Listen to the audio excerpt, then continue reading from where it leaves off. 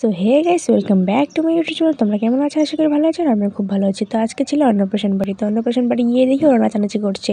তারপর আমি সোজা চলে গেলাম ভেতরে। তো ভেতরে আগে গিফটটা দেওয়ার জন্য ভেতরে গিয়েছি, নাহলে যেতাম না, কারণ নাচানাচি করা দেখে তো আমারও নাচানাচি করতে ইচ্ছে করছিল। তারপর ফাইনালি চলে এলাম বাচ্চার কাছে। তো বাচ্চা আর বাচ্চার মা বসে আছে ওখানে, বাচ্চা তো একা বসতে পারবে না।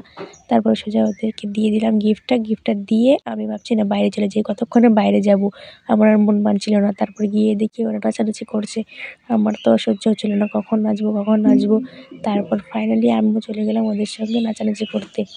তো নাচানাচি করার সময় তো ভালোই লাগছিলো, আবার খিদেও পেয়েছিল। তো কোনটা করবো ভাবছিলাম, তো ভাবছি তাই একটু নাচানাচি করে তারপরে যাই খেতে। তো খেতে গিয়ে দেখি প্রচুর ভিড়। বান্ধবীকে বললাম, বান্ধবী কত ভিড়, কখন খাবি, টাকা পাবি তো? তারপর ফাইনালি আমরা চলে গেলাম খেতে।